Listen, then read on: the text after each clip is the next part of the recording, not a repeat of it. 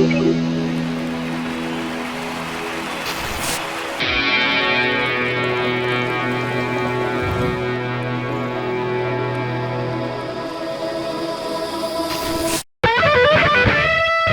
there, welcome everybody to Bill and Jerry's excellent podcast, aka Spilling the Career Tea.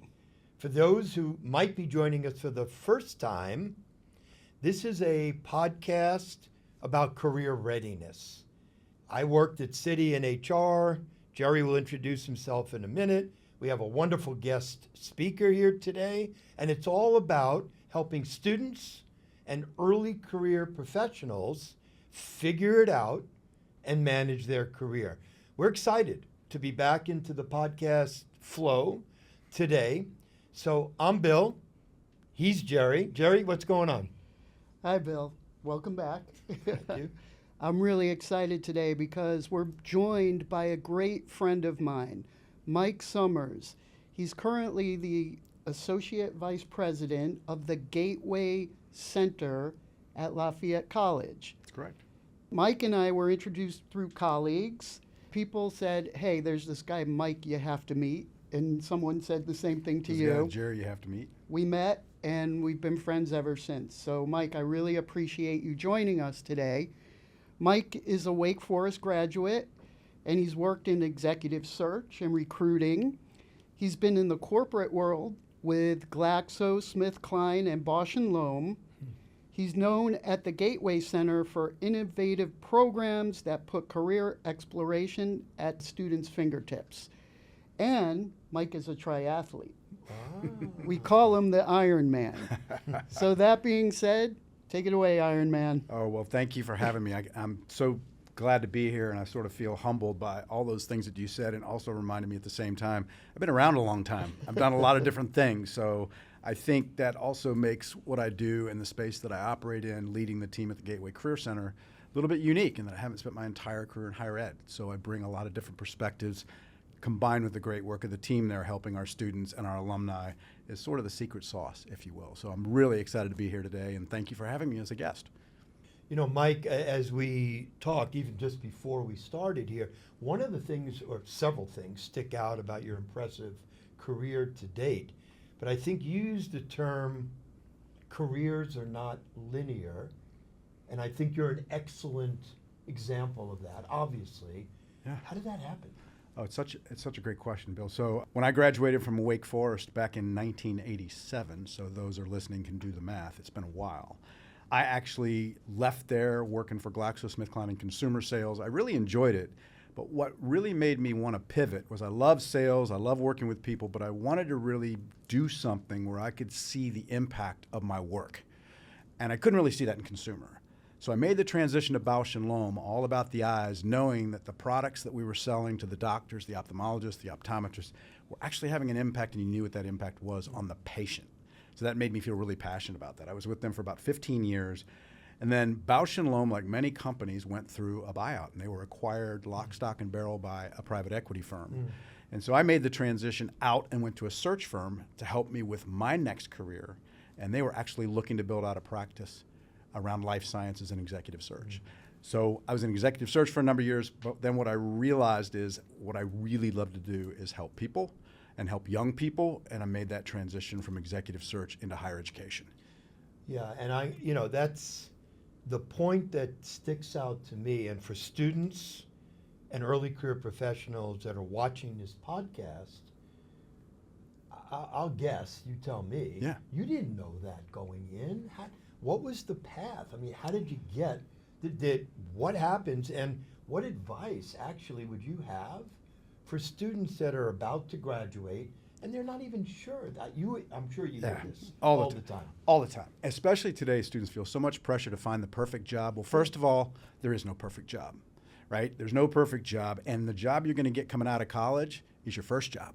You're likely to have 12, 13, or 14 jobs. For me, it's been 3 or 4 different companies, but within those companies, probably a total of 18 or 20 different titles, and did many different things within those companies. So I think the key thing is focus in an area that you find joy and a life that you can begin to lead with meaning and purpose as your first step.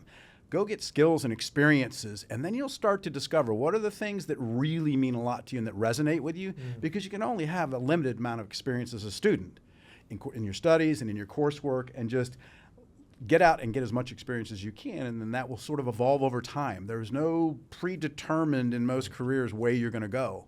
It's just take that step, learn skills, network with people inside the organization, learn about what they do, and that can help inform something in another direction or path you might take within that organization. Yep. So that being said, how can you stand out when you're trying to get your first job and you have no experience? It's a really great question. And I think number one is you've got to network like crazy. You really do. Actually, that's that word that many students kind of fear. It's very intimidating. What comes to mind is a really dark room, lots of name badges, everybody formally dressed, and those with social capital, and those who've come up with families that have told them or worked with them on what to do, excel in those environments. Everybody else sort of floats to the side and stands there.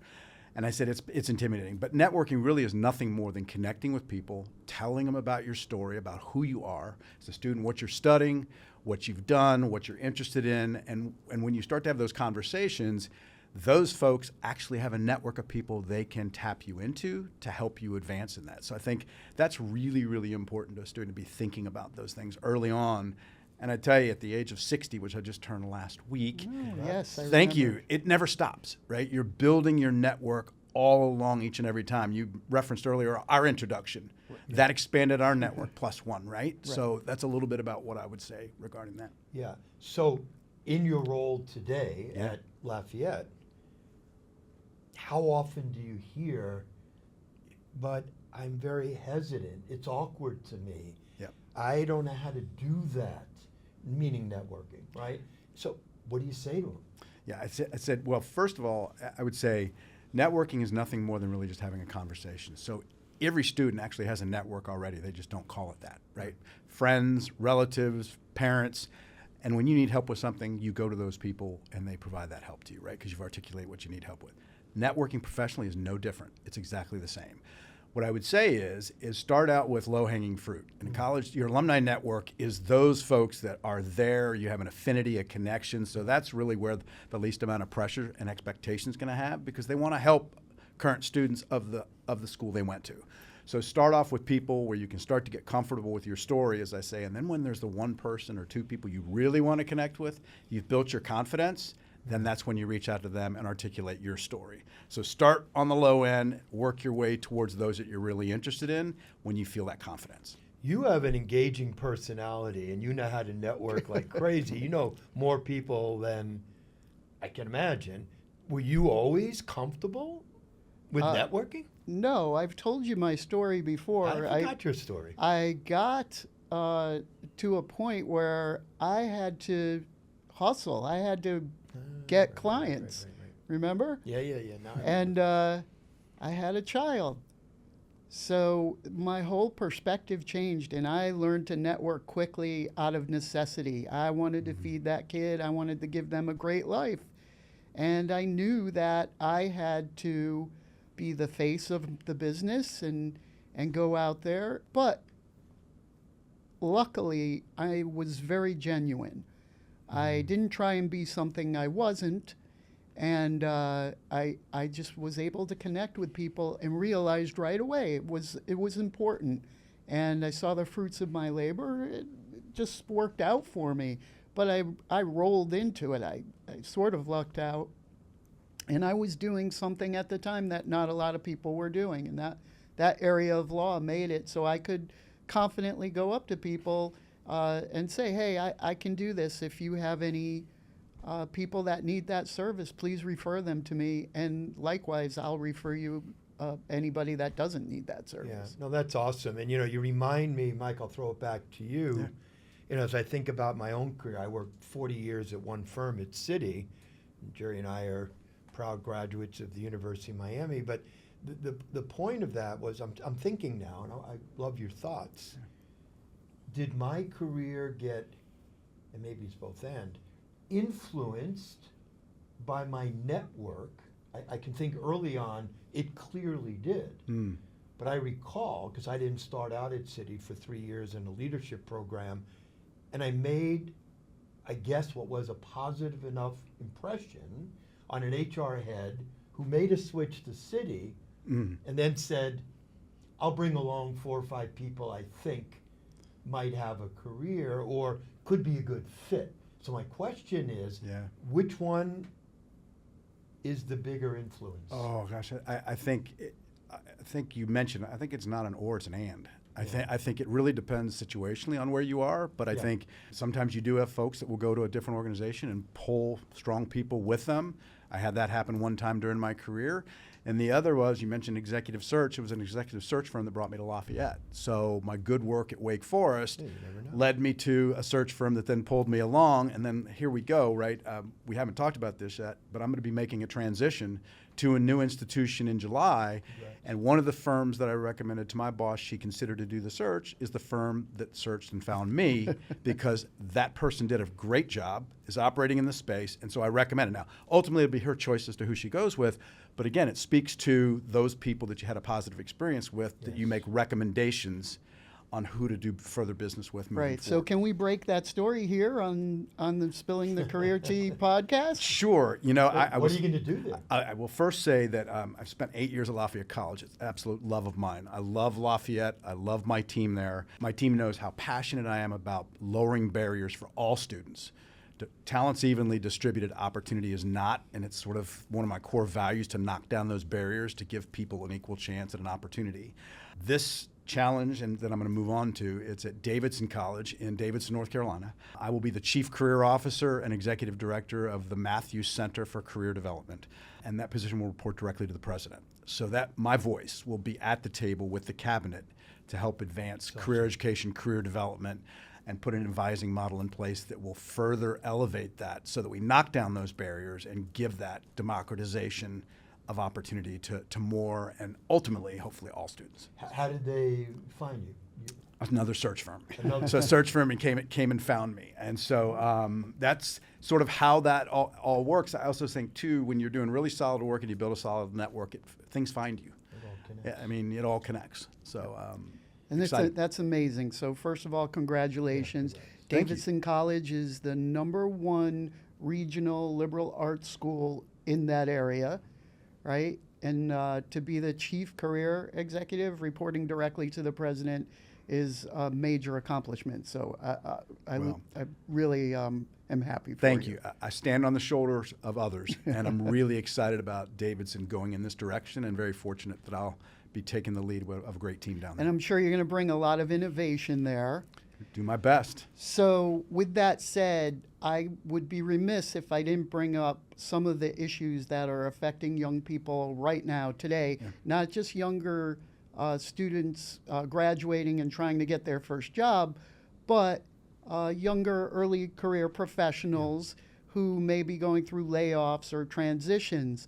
And it seems like the economy is growing. It seems like companies are reporting good earnings. It seems like there are a lot of jobs. We all look at LinkedIn, we see tons of listings, but we continuously hear that it's harder and harder for a young person to find a job. Yeah. So what do you think that is? Is it AI? It's a great question. I think certainly AI is a part of it, right? I think the big impact of AI is yet to hit. The other thing I think, too, is with platforms that are out there, meaning applicant tracking systems to help college students that are doing its best to further the advancement of democratization of opportunity, it's created an application volume flow issue for employers.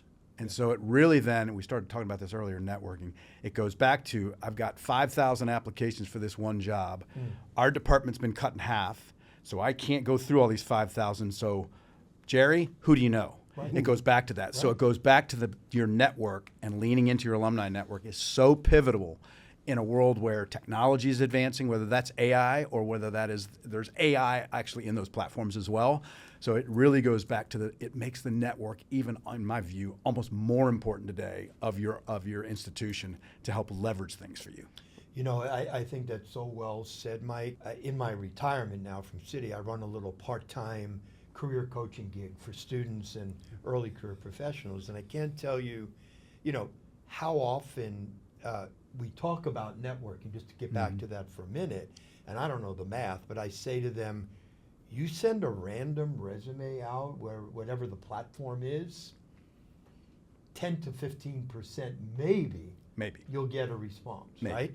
You add any kind of networking connection, I like to categorize them in A-lister, B-lister, C-lister. Yeah. A really knows you, Mhm. and they're going to go out of their way, right? Yep. Whereas B in the middle, and C might be a well-intended alum, but you don't know them, Right. but they're an alum, and Absolutely. they'll reach out, right? But the incremental, as you just said, likelihood that you're going to get any kind of response when you use some kind of connection, right? And I assume that comes up often with your success stories with your students. 100%. 100%. The alumni network it is an asset that you cannot overstate the importance of, Yeah. especially today. And the thing is they really want to be tapped. They really want to help Yeah, students. they do. They really have a passion for That's helping for students. sure. And they're in a position to do that, and students just need to work with their career centers to help leverage that alumni network because they know the what and the why. The challenge is the how. Gaining the confidence and the how to do that. And you mentioned the A, B, and C. Think Yeah. about LinkedIn. There's Yeah. first degree, second degree, and third degree Yeah, connections. right. That's essentially what you just described. The last thing I would say relative to that is they've got to create a system, whether that's a spreadsheet, whether that is some sort of Yes. tracking mechanism, that as you're doing your outreach, you're circling back and following up and exercising that polite persistence, because professionals are really extremely busy. And so they don't mind polite persistence. And those who are politely persistent are likely those that will get the job and get the opportunity, or at least get the interview. Yeah, Right. so you know, we talked about this. I use the phrase respectfully annoying. You're being nicer and saying Yeah, polite no. resistance. But it's the you- same thing. But you know what? It is a pain point for students these days. How often do I didn't hear from Jerry. Yeah. Jerry's busy. But if you don't follow up with Jerry and it's not on your spreadsheet, you know, I wrote him on whatever, June 1st. I'm going to write him again on June 21st, whatever, right? Because sometimes it's that second or even third outreach. Oh, all right, now I can help. I can open up that door. I'm going to do it. Oftentimes it is. And I would even say it's not just the outreach on email.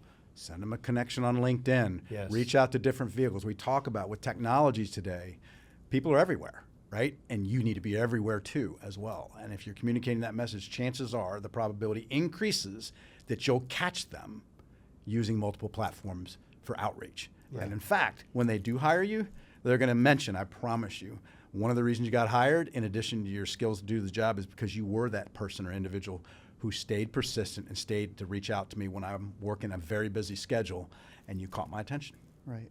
And you still need to have a value proposition. Of course. Even when you're going through your network, you want to be known as that guy, right? So we've talked about this a lot. Yeah. I'm known as somebody who knows a lot of people. Yes. I'm known to be able to connect you with almost anybody through some way, Yeah. shape, or form. A young person, I feel like, could be more AI ready and present themselves as, hey, I am the AI ready candidate. Yeah. And I think, number one, creating AI literacy for yourself is something that's going to resonate with anyone you speak to, but it's going to be your unique value proposition. And it's something that can be unique to everyone. It can be a different form of AI. It could be what you use it for. It could be that you're creating your spreadsheet using AI, and that's how you reach out to so many people. And maybe that would help you become part of a larger network, more attached, and people start saying to themselves, wow, I hear from this person all the time. I wonder how they stay on top of everything. Yeah. Which leads to the conversation, well, I use this device, this machine Yeah. learning, something like that.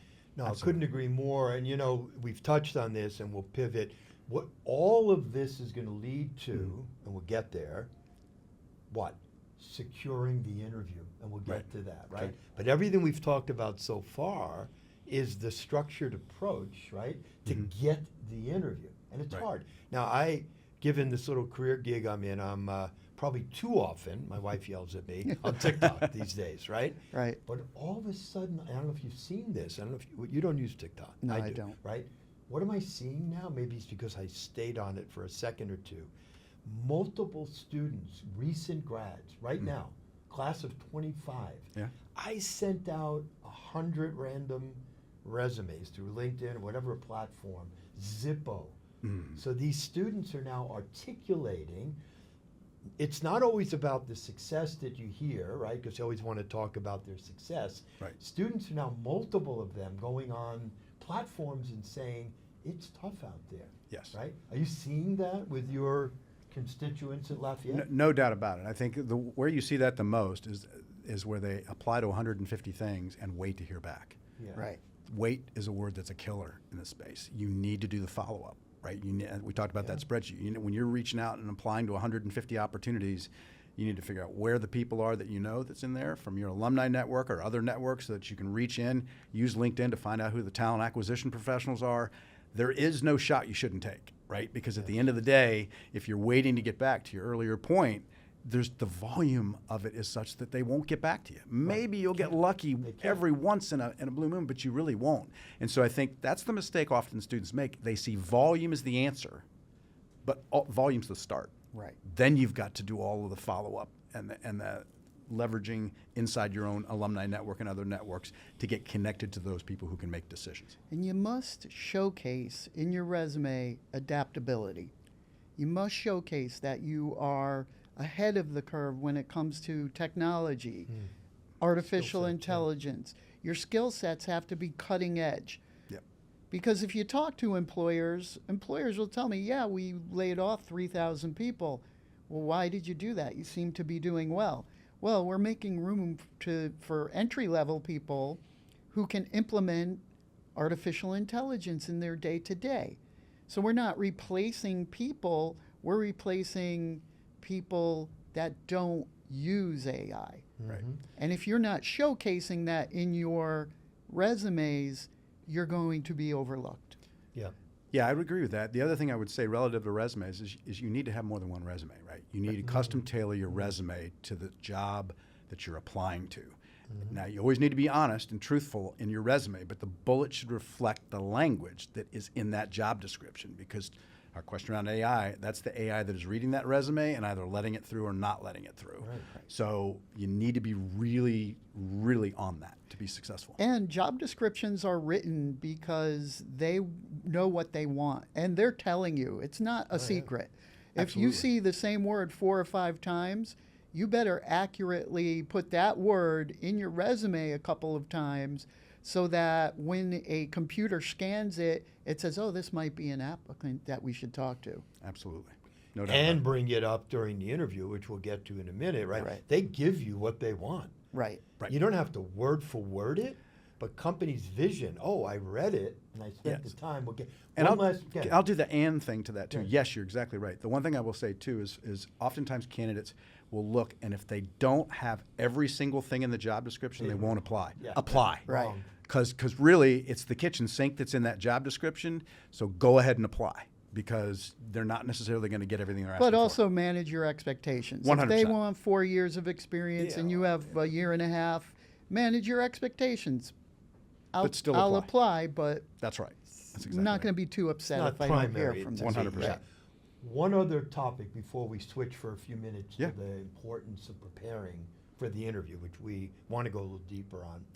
So it's about outreach, right? And we mentioned LinkedIn, which I think is a great tool. Mhm. And many students or early career, they don't even use LinkedIn Jobs or other similar platforms effectively. Right. Or they get discouraged when they see 200 applicants in day 2. Yep. So I wonder, I happen to be an advocate of what I would call reactive research, which LinkedIn is almost like when you set it up right, it reaches out to you and you're reacting.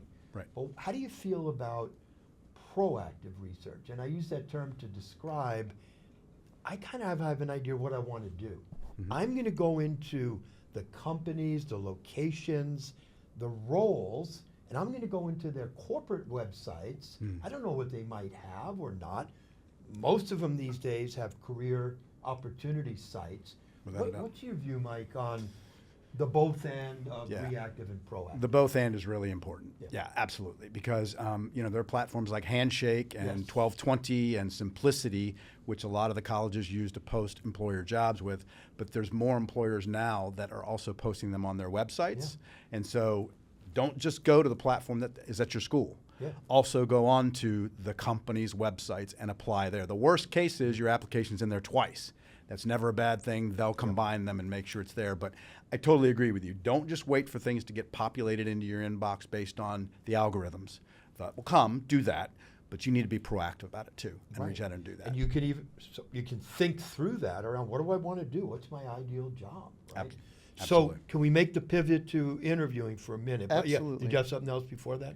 Well, I think we'll drill down on it in a future episode. Yeah. But there's a hidden job market. You can't just rely Yeah. on LinkedIn, and we'll uncover those tips and secrets later. But right now, let's go to Mike's interview tips. So I'll set it up for you, because Okay. you and I are in sync. We've already discussed this, Yeah. right? Everything we've talked about, again, getting the interview.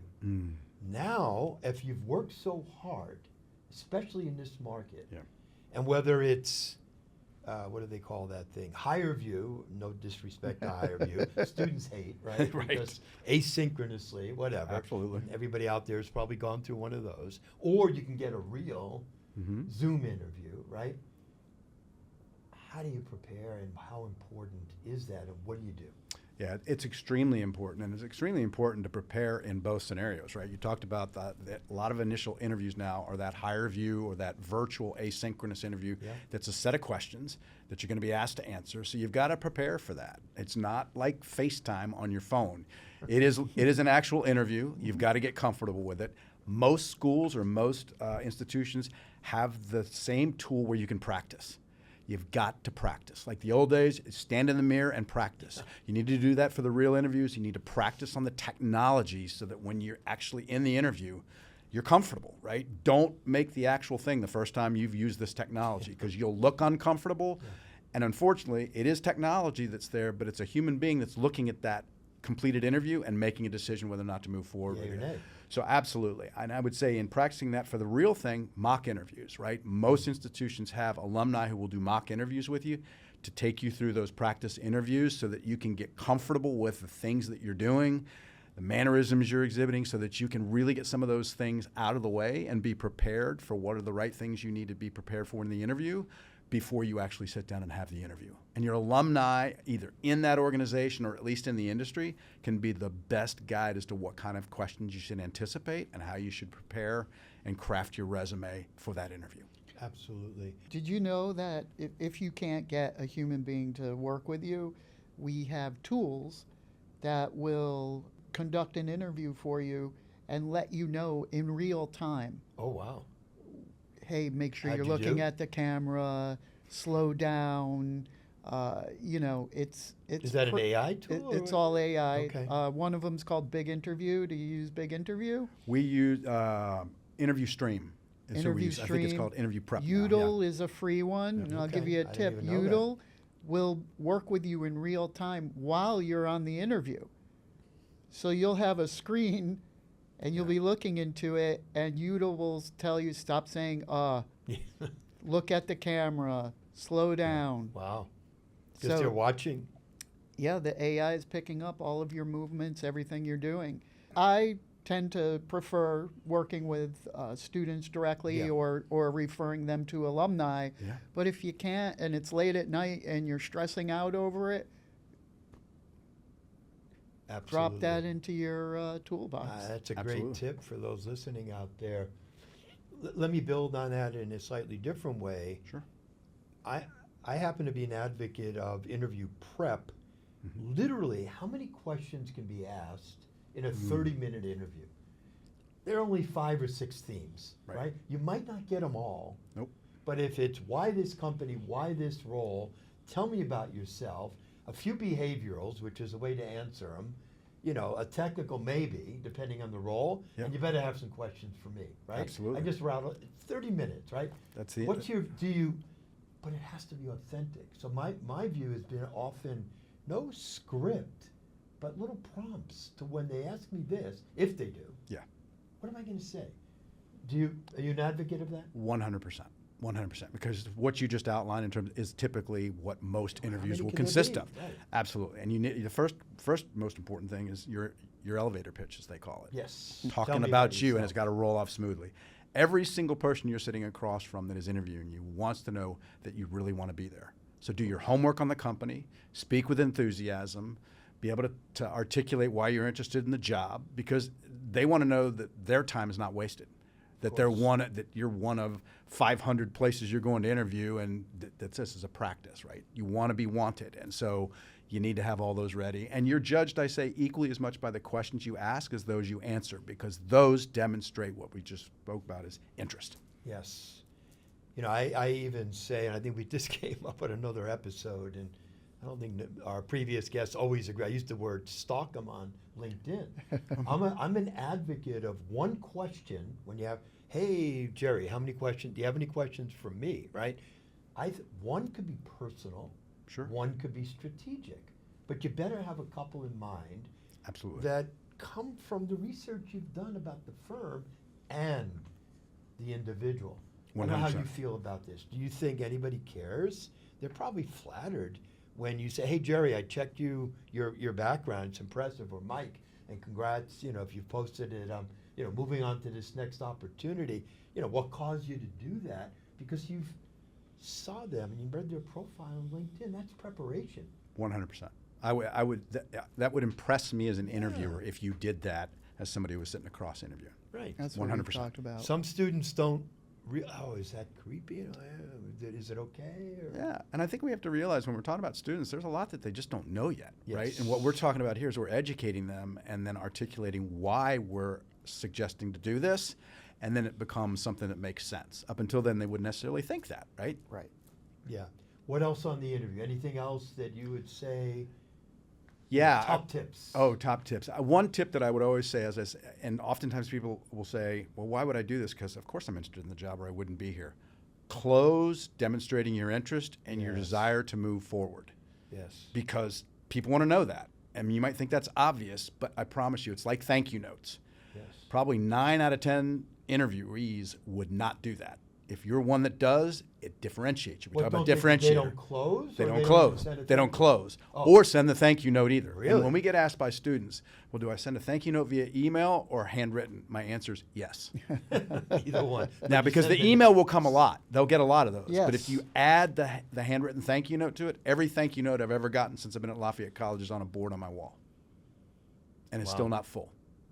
Differentiators. You're looking for differentiators. At the end of the day, when I was in executive search, it was my job to bring my client 3 what they call QAI candidates, qualified to do the job, available meaning they didn't have to stick around 6 more months to collect a bonus, and they were truly interested, meaning if they got offered the position, they'd take the job.